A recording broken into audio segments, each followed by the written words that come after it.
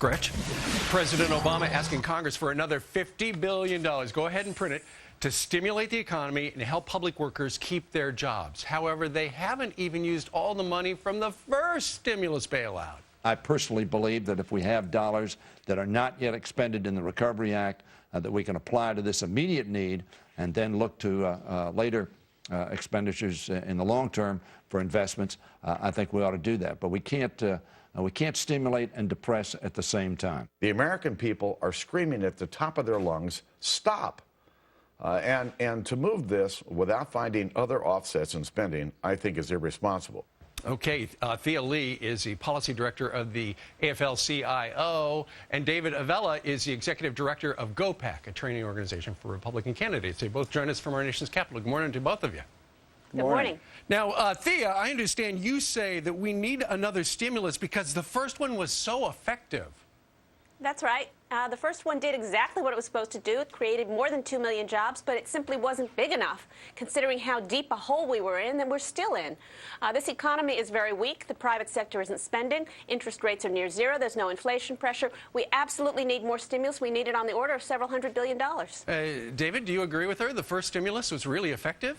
Absolutely not. The latest job numbers would prove not. 41,000 private sector jobs is almost zero jobs in this economy. The fact is that employees and employers aren't going to spend money and ultimately create jobs when they don't know what type of tax burden is going to be put on them by a government that continues to spend and spend and spend. Sure. Thea, what about doing what Steny Hoyer just said in that soundbite, and that is, look, we had an $800 billion stimulus last time. Only about half of it's been spent. If the president needs that money to prop up these public sector jobs, a lot of union jobs, take it out of the first stimulus. Don't ask for more. Well, the first stimulus is being spent and should be spent. But only about half of it has been spent so far.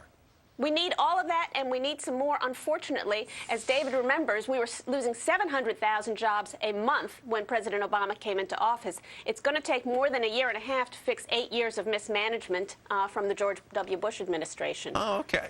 Thea, when does the statute of limitations run out on blaming George Bush? Well, not yet, apparently, because he left us a $1 trillion deficit and an enormous recession, the biggest in our lifetime, and he had zero job creation during his whole 8 years in office. So I think he's got a little ways to go. All right. Well, David, when you look at the amount of money that has been spent so far, I was just on recovery.gov, and I looked, and in the first quarter of this year, about 680,000 jobs have been saved or created.